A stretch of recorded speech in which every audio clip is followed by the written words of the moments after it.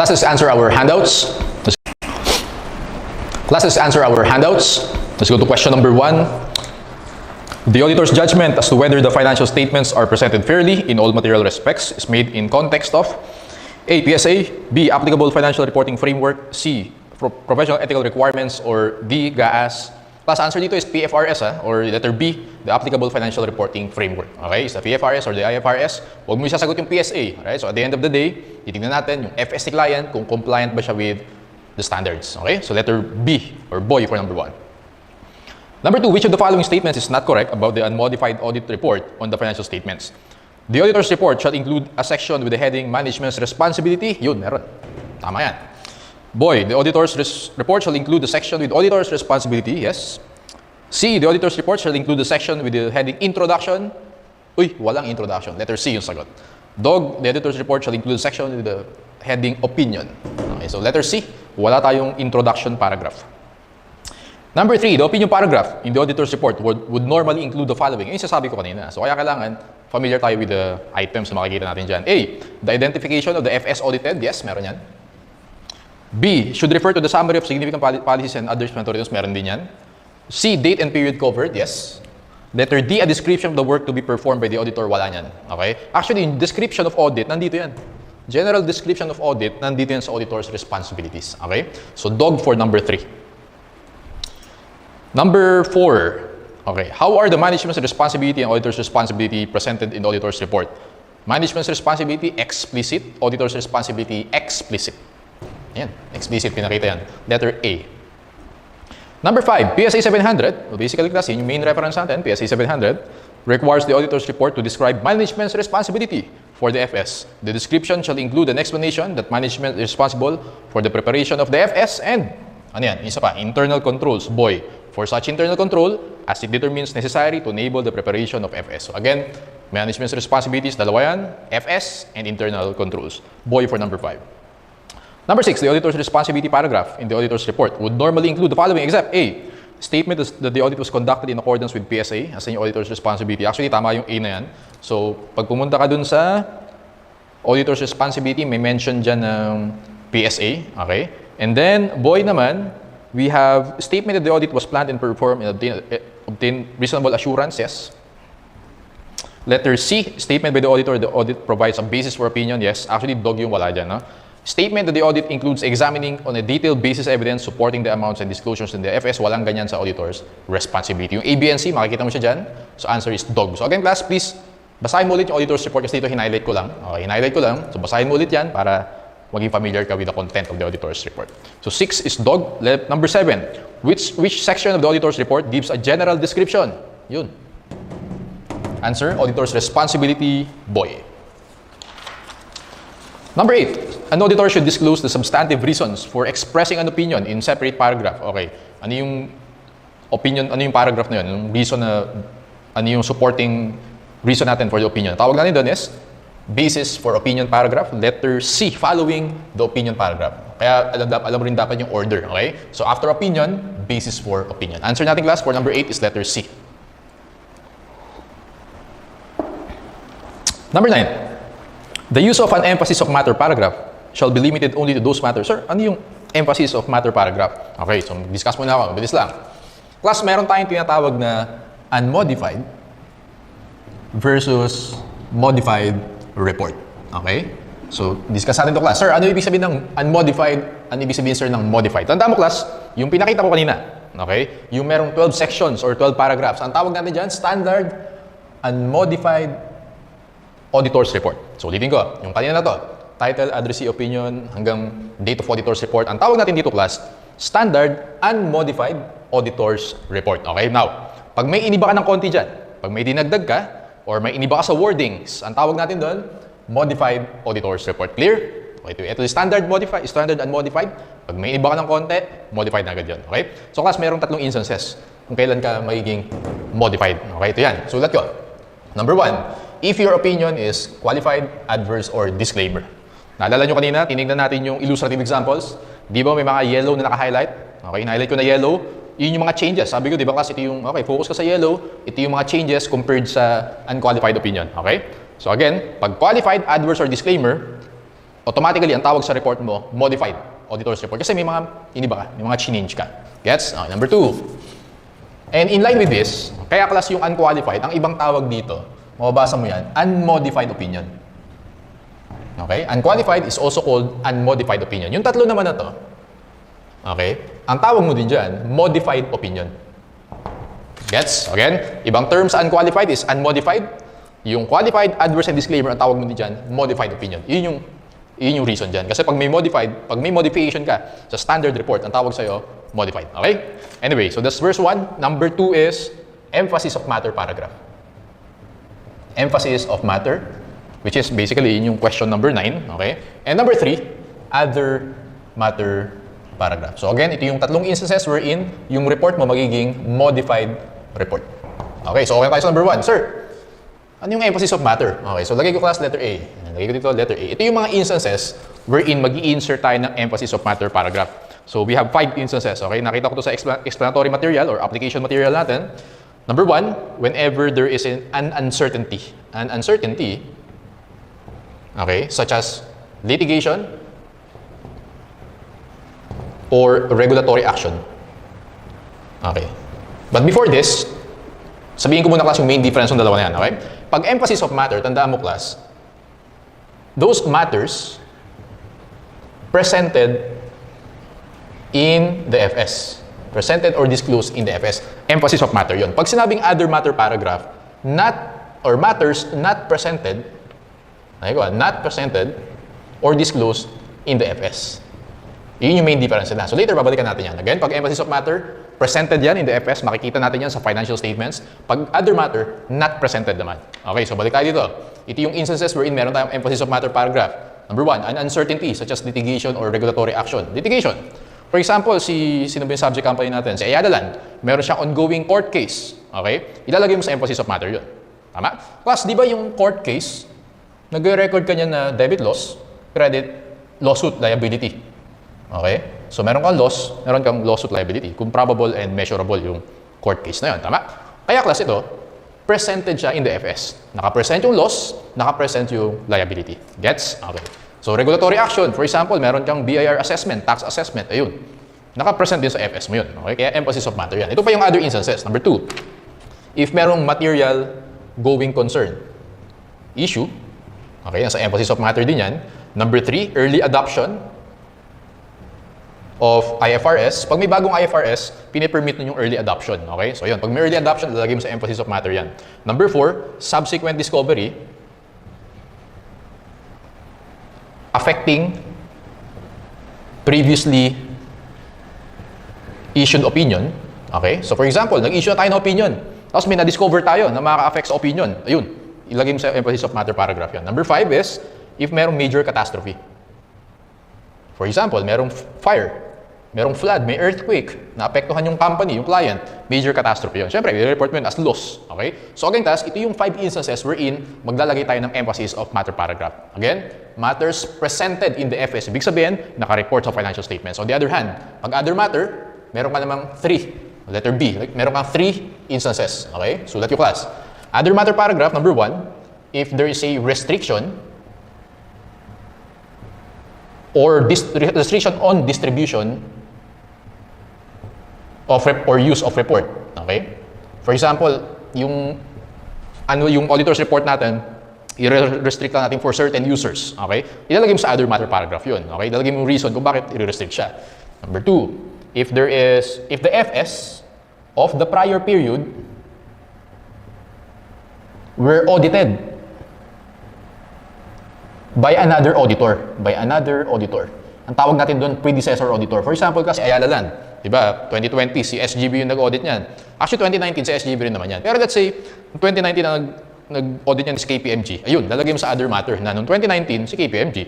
This year, si SGB. Alright? And then number 3, whenever there are other information. Babalikan natin to class. No? Mamaya, meron tayong question for yung other information na yan. Pero class, gusto ko lang i-highlight, ulitin ko, pag emphasis of matter, familiarize yourselves, sa 5 na yan, presented yan sa FS. Pag other matter, yung tatlo na to, not presented yan in the FS. Okay? Hindi naka-report sa FS yan. Now, punta tayo dun sa illustrative examples sa ating class. Open mo to. Okay? Open natin yung illustrative examples. Dun sa last page. Ayun. Nilagay ko dyan, may illustration number 5 natin. Emphasis of matter and other matter paragraph. So usually class, after opinion paragraph yan. Or after basis for opinion. Tingnan natin class ha. Emphasis of matter. We draw attention to note X of the FS, which describes the effects of a fire in the company's production facilities. Our opinion is not modified in respect of this matter. So ibig sabihin class, ito, major catastrophe. Major catastrophe, nilagay niya yan sa emphasis of matter paragraph. Okay? Ngayon class, yung emphasis of matter na yan, take note, hindi siya nakaka-apekto ng opinion natin. Okay? Walang effect sa opinion yan. Gusto mo lang i-highlight yung item, okay? In this case, yung fire, gusto mo lang i-highlight sa mga users. Kasi tingin mo, important yun sa users of the FS. Gets? Okay? So, ibig sabihin, meron kang unqualified opinion with emphasis of matter, pwede yun. Meron kang qualified opinion with emphasis of matter, or adverse or disclaimer with emphasis of matter. So again, emphasis of matter paragraph and other matter paragraphs do not affect your opinion. Gusto mo lang i-emphasize sa users. Okay, so dun sa other matter paragraph naman class, so baka na ng konti. The FS of ABC Company for the year ended December 31, 20X0 were audited by another auditor. Ito. The FS of the prior period error or prior period were audited by another auditor or your predecessor auditor. Lalagay mo yan sa other matter paragraph. Okay? So yeah, let's go to number 9. The use of an emphasis of matter shall be limited only to those matters A, disclosed in the FS, okay? O presented or disclosed in the FS. Matters presented or disclosed in the FS. Letter A. The other matter paragraph is used by the auditor, ulitin ko, not disclosed or presented in the FS, letter C for number 10, to draw the reader's attention to a matter not presented or disclosed in the FS. Number 11, the auditor's report should be dated as of the date on which yung date of auditor's report natin, actually class, iyan din yung letter B, field work is completed. Pag tapos na yung field work natin, usually in yung date of the auditor's report. Boy for number 11. Number 12, if a misstatement is immaterial relative to the FS and is not expected to have a material effect in the future periods, it is appropriate to issue, anong opinion yan? Kapag immaterial, well, unqualified yan. Letter A yung sagot natin, unqualified opinion. Kasi class, magbibigay ka lang ng qualified and adverse if material yung misstatement. If immaterial, unqualified. Letter A. 13. When the FS contain material misstatements, the auditor may contain, pag material misstatements, either qualified or adverse, depending on the materiality and pervasiveness. So, qualified, yes. Adverse, yes. Disclaimer, no. Okay? So, boy for number 13. Yes, yes, and no. Number 14. When the auditor knows that the FS may be misleading, because they were not prepared in conformity with financial reporting standards, he or she must issue, kapag misleading yan, okay, ibig sabihin, may misstatement, letter D, a qualified or an adverse depending on the materiality and pervasiveness. Okay, letter D for number 14. Number 15, the qualified opinion report will be issued by the independent auditor when, in the auditor's judgment, the effects or possible effects of the item under consideration are, kapag qualified, material but not pervasive. Letter boy. Okay, boy. Material but not pervasive. Number 16, auditors found that the entity has not capitalized a material amount of leases in the FS. When considering the materiality, the auditors would choose between which reporting options. Now, hindi ka nag-capitalize. So, ibig sabihin, material misstatement yun. Hindi ka nag-comply sa standards on leases. Okay? Therefore, in that case, ang pamimilian natin, may misstatement ka, qualified or adverse. Letter, dog. Qualified opinion or adverse opinion. Number 17, an auditor would issue an adverse opinion if, adverse A, the audit was begun by other independent auditors who withdrew from engagement, no? B, a qualified opinion cannot be given because the auditors lacks independence. Pag lacks independence, disclaimer yon. The restriction of the scope of the audit was significant. Pag may scope restriction or scope limitation, qualified or disclaimer. Okay, ang tanong sa atin is adverse. Dog yung sagot dito, class. The statements taken as a whole do not present fairly. Not presented fairly, okay? And the financial condition and results of operation. 17, dog yung answer natin. Okay, 18. When the auditor is unable to obtain sufficient appropriate evidence, inability to obtain evidence, ano yung choices natin? Qualified or disclaimer, depending on materiality and pervasiveness. So, qualified opinion, yes. Adverse opinion, no. Disclaimer of opinion, yes. Letter A, yes, no, and yes. Number 19. Restrictions imposed by a client. Ito, client-imposed restriction. Prohibit the observation of physical inventories, which account for 35% of all assets. Alternative procedures cannot be applied, although the auditor was able to examine satisfactory evidence. Basta may client-imposed limitation yan, in this case, 35% pa of all the assets, automatically, disclaimer tayo dyan. Boy, disclaimer of opinion. Okay, a limitation on the scope of the audit, number 20, sufficient to preclude an unqualified opinion or to prevent an unqualified opinion will always result when management A. Ask the auditor to report on the balance sheet and not on the other FS. B. Refuse to permit its lawyer to respond to the letter of audit inquiry. Actually, sagot dito class boy. Okay? So, ang ginawa dito, sinabihan ni management, si lawyer, na, oy, huwag ka magre-respond kay auditor, ha? Ang tawag natin doon, client-imposed scope limitation. Okay? In that case, pipili ka, qualified or disclaimer. So, answer natin dito class is boy. Tingnan natin yung ibang choices. C. Discloses material related party transactions. D. Knows that confirmation is not feasible. Boy yan. Okay? So, that's scope limitation. Number 21. When the auditor concludes that the use of going concern assumption is appropriate in the circumstances, but material uncertainty exists, the auditor shall. So class, kapag may issue on going concern, nakalala niyo ba yung discussion natin sa completing the audit? Ano yung una natin titingnan? Dapat disclose in the FS. Okay? Kapag disclose in the FS, okay lang. Ang gagawin natin doon, pag disclosed siya, unqualified opinion, pero may emphasis of matter tayo, which is material going concern issue. Tingnan natin class. Basahin natin. The auditor most likely would express a qualified opinion if, saan ba ako? Number 21 pala. Appropriateness, but material uncertainty exists. The auditor shall, okay. Letter A, issue either qualified or adverse. Letter B, consider the adequacy of disclosures. Yun yung sagot dito. Ulitin ko, pag merong uncertainty on going concern, titignan ni auditor kung dinisclose ba ni management. Okay? Pag dinisclose ni management, walang problema. Unqualified tayo. Pag hindi dinisclose ni management, well, statement yun. It's either qualified or adverse, okay? Pero either way, kahit anong opinion pa yan, dapat meron tayong emphasis of matter paragraph. Kasi sa emphasis of matter, yung number 2, ayan, kailangan mo ng emphasis of matter. Answer natin dito class is boy, consider the adequacy of disclosures in the notes to FS. 22, an auditor who concludes that an uncertainty is not adequately disclosed, in the FS would most likely issue A. Pag walang disclosure, ibig sabihin, may misstatement ka, okay? It's either qualified or adverse. Tingnan natin yung choices. A, disclaimer. B, report with emphasis of matter. C, special report. D, qualified. Answer is qualified. Dog. Ulitin ko, kasi sa number 22, hindi doon naka-disclose. Okay, kaya qualified. Pag naka-disclose, unqualified. Pero meron kang emphasis of matter. Right? So, yan. 23, in extreme cases, such as situations involving multiple uncertainties, parang yun ang nangyari kay Philippine Airlines, that are significant to the FS, the auditor may consider it appropriate to express an disclaimer of opinion, letter C.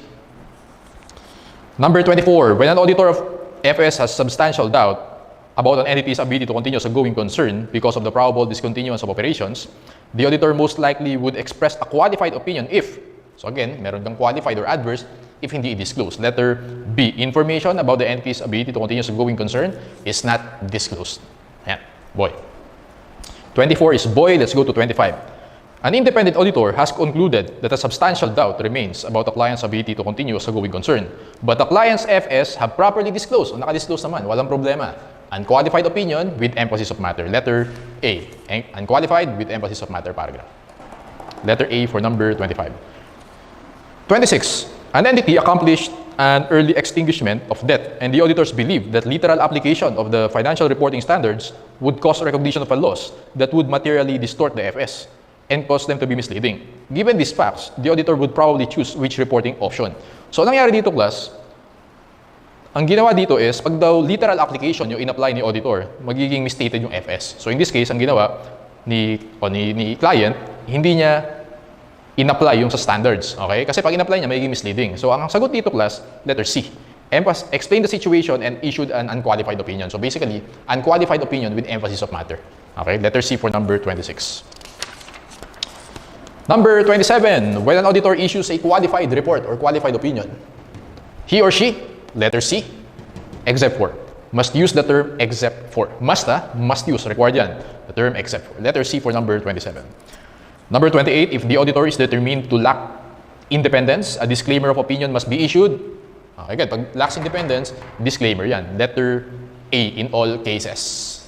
Tuwing kailan tayo ulit may disclaimer of opinion? Number 1, pag may scope limitation na material and pervasive. Number 2, if merong multiple uncertainties. Number 3, if walang independency auditor. Okay? Number 28 is A. Let's go to number 29. A corporation uses the weighted average method of costing for half of its inventory and the FIFO for other half of its inventory. Because of these recording methods, the auditor should issue, actually guys, acceptable method yan. Okay? So siguro, yung first half, yung half of the inventory, ibang product line. Another half, ibang product line. Yung weighted and FIFO, both acceptable methods yan. So walang problema dito. Letter A yung sagot natin. Standard unqualified report. Hindi mo kailangan lagay ng explanatory paragraph or emphasis of matter. Okay? Kaya hindi yung dog yung sagot dito, letter A. Okay? Kasi acceptable methods naman yan. Number 30, a client has changed the salvage values of a number of its fixed assets. The auditors believe that the salvage values are realistic. The appropriate report is, pwede ka ba mag-change ng salvage values sa accounting? Yes. Change in accounting estimate. So, acceptable yan. Answer natin dito, standard unqualified, letter A. Okay? So, again, hindi mo na kailangan maglagay ng explanatory paragraph or emphasis of matter paragraph. Kasi wala naman siya dito. Wala naman change in salvage value dito. Okay? So, hindi mo kailangan ng emphasis of matter. Letter A for number 30. 31, an entity changed from straight line to double declining or declining balance of depreciation for all newly acquired assets. This change has no material effect on the current year's FS, but it is reasonably certain to have substantial effect in later years. If the changes is disclosed in the notes, the auditor should issue a report with an, tignan mo lang class, acceptable ba yung change from straight line to double declining? Yes, that's a change in accounting estimate. Okay, pwede yan sa accounting, sa standards. Therefore, answer dito is unqualified opinion, letter C. Okay? Again, for this one, hindi mo kailangan ng emphasis of matter kasi acceptable naman to in the standards. Letter C for number 31.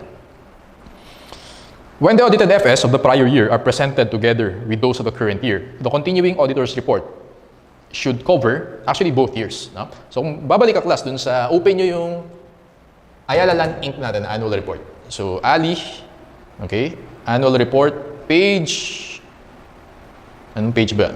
Let's go to page 122. Okay, 122. Dun sa opinion paragraph, class, ng Ayala Land. In our opinion, the accompanying Conso FS present fairly in all material respects the Conso financial position of the group as at December 31, 2020 and 2019. So, ibig sabihin, class, yung opinion ni SGV, pareho sa 2020 and 2019. Both periods. Kaya sagot dito, class, number 32, both years, letter A. Gets? Okay. Number 33, an auditor includes a separate paragraph in an otherwise unqualified report to emphasize that the entity being reported upon had significant transactions with related parties. Ibig sabihin, naglagay doon ng emphasis of matter paragraph, okay? The inclusion of this separate paragraph, letter C yung sagot, is appropriate and would not negate the unqualified opinion. Ibig sabihin lang yung class, whenever nag-i-insert ka ng emphasis of matter and other matter paragraph, hindi niya naapektuhan yung opinion natin. Unqualified, qualified, adverse, disclaimer. Gets? Pang-emphasize lang yan. Letter C yung sagot natin. Number 34, client A reports PPE at appraisal values and records depreciation based on the appraised amounts. Also, the company does not defer income taxes. For temporary differences arising from using the installment method, the company uses the accrual method. Under these circumstances, the auditor will probably issue. Okay, so dalawa yung issues na pinakita dito. Una, nire-report daw yung PPE at appraisal values. Pwede yan. Revaluation model. Walang problema yan. Ang may problem dito, class, the company does not defer income taxes. So, violation ng standards yan. Kailangan apply mo yung accounting standards natin on taxes. Meron kang DTA, meron kang DTL. So, since hindi niya in-apply standards, meron tayong misstatements dito. Okay? That's why, ang pamimilian natin dyan is qualified or adverse. Tignan natin yung choices. Audit opinion qualified for departure from GAAP. B, adverse opinion. C, disclaimer of opinion. And D, unqualified audit opinion. Okay. So, now, class, it's either A or boy, kasi A is qualified, boy is adverse. Ngayon class, para sa akin, since hindi ka nag-defer ng income taxes, maraming effect yan. Yung income tax mo, may effect siya sa income tax expense. Magkaka-effect sa net income, magkaka-effect sa retained earnings. Pervasive yan. Okay, ano pa? Income tax expense or yung deferred tax expense mo, DTA, DTL, may effect siya sa assets, may effect sa liabilities. So, ang daming effect niyan sa financial statements. So, ipipili ako if qualified or adverse, sagot dito doon, adverse opinion. Kasi pervasive. Okay, material and pervasive. Letter B for number 34. Number 35. An independent auditor was engaged to perform an audit of FS of a corporation 1 month after its fiscal year. Although the inventory count was not observed, kasi nga, na-employ ka or na-engage ka 1 month after the fiscal year. So, hindi ka nakapag-perform ng inventory count. And accounts receivable were not confirmed. Ayun pa. So, hindi ka nag-confirm ng AR. X was unable. Wala pa lang mention na inventory count. Yes. Although the inventory count was not observed and AR were not confirmed. Okay? X was able to gain satisfaction by applying alternative procedures. Right? So, kahit hindi ka nag-inventory count, kahit hindi ka nag-AR confirmation, kasi too late na. Too late ka na engage. Meron ka namang na-apply na alternative procedures. Okay? X's audit report will probably contain letter A, standard unqualified opinion. Wala tayong problema dyan. Okay? As long as meron tayong compensating alternative procedures. Letter A for number 35. Number 36. Malapit na class. Ilang items na ito? 5 items. The following statements relate to the auditor's reporting responsibilities regarding comparative information, which is incorrect. Okay. Number 1, for corresponding figures. Number 2, for comparative FS. Okay. So class, i-discuss ko muna ito. Mabilis lang. Just in case lumabas sa board exam, at least familiar kayo. Nag-release ko na ito. Okay. So class, in audit, no? Auditor's report, usually nagre-report tayo on comparative information. Comparative information. Now, dalawang klase yung class, no? We have what you call comparative FS and corresponding figures. FYI na lang ito, baka lumabas sa boards. Comparative financial statements and corresponding figures. Tandaan mo lang class na yung comparative FS, ito yung alam natin sa standards. Ito yung required sa atin. Actually, ang requirement sa'yo ng standards, ang ipipresent mo comparative. So, for example, sa Ayala Land, present 2020 and 2019. Tama? So ito yung alam natin. Tandaan mo lang, comparative FS, whole set of financial statements, dahil ko dito, both periods to. Okay? Ito yung required under IFRS. Right? Now class, yung corresponding figures, usually yan, kapag ibang financial reporting framework yung ginagamit. Pero sa Philippines, usually hindi tayo naglalagay ng ganyan. Pero basically, kapag meron kang gustong ipakita, okay, na relevant details for selected items in the financial statements, selected items lang, corresponding figures yan, okay? Unlike dito sa comparative FS, complete set of FS.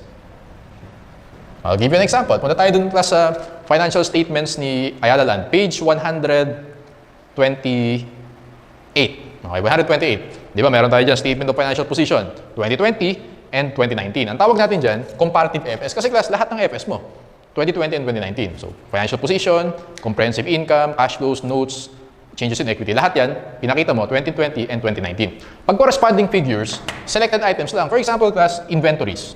Gusto mo lang i-highlight sa users na, okay, yung inventories lang yung pinakita mo na 2020 and 2019. Pero everything else, lahat 2020 lang. Okay? So again, tandaan mo lang na ito yung alam natin. Ito yung required by the standards. Ito, ibang reporting framework usually yan. So FYI na lang. No?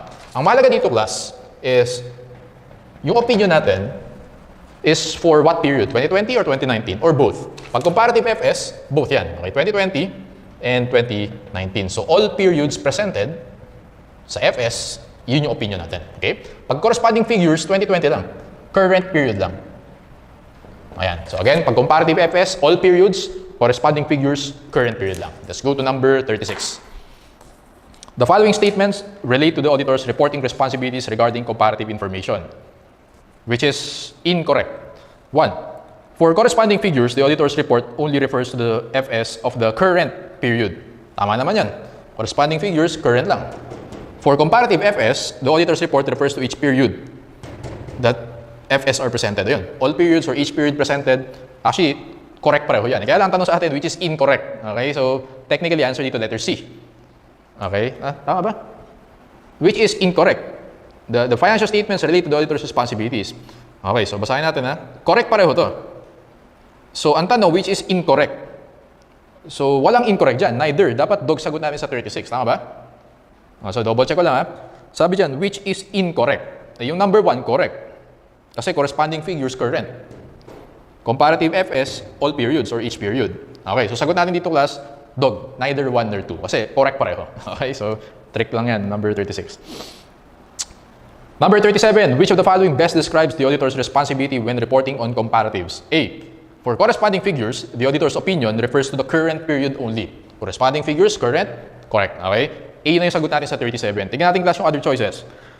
B. For all comparatives. Ibig sabihin, pareho daw. The auditor's opinion refers to each period. Hindi. Comparative FS yun. Each period or all periods. So, mali na yung boy. For all comparatives, the auditor's opinion refers to the current period only. Mali. Corresponding figures lang yan. Letter D. For comparative FS, the auditor's opinion refers to current period only. False. For each period presented. Okay? 2020, 2019. For 37, it's letter A. 38. A framework of presentation where amounts and other disclosures of the prior period are included as an integral part of the current period and are intended to be read only in relation to the amounts and other disclosures relating to the current period. Pag current period lang, corresponding figures. Letter D or dog.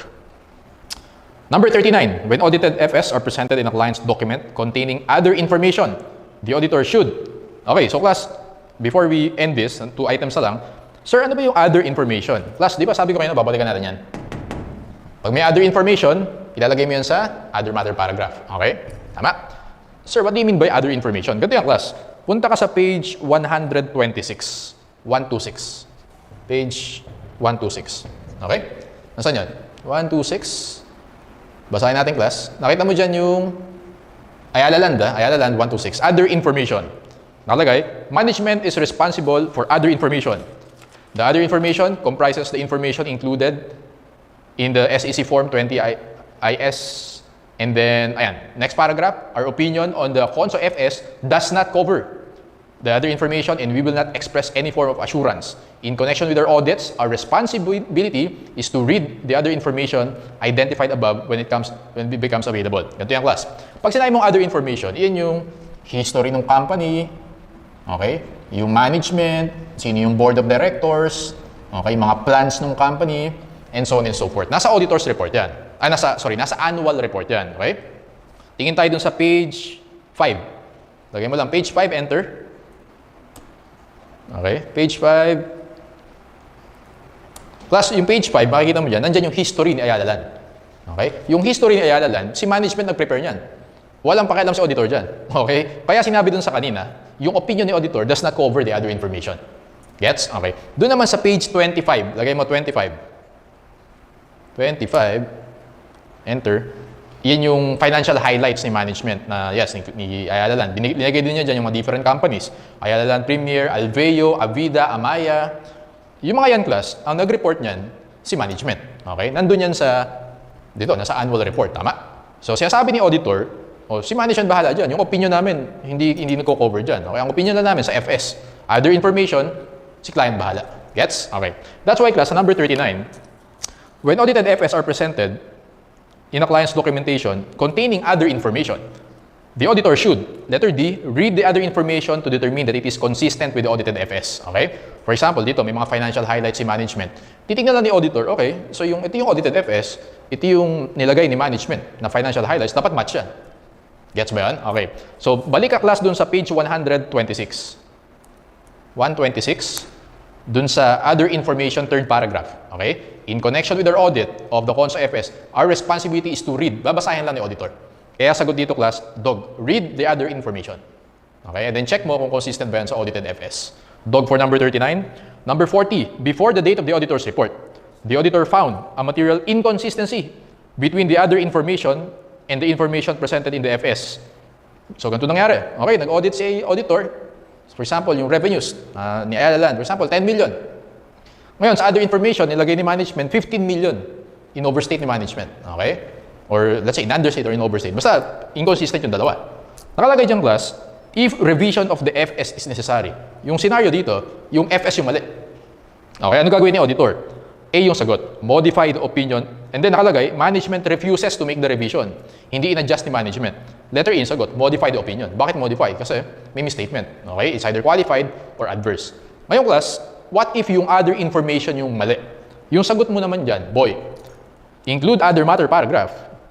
Okay? Matter paragraph in the unmodified report to describe the material inconsistency. Yun. So, ulitin ko, ganito nangyari sa number 40 para clear, ha? Yung FS and other information.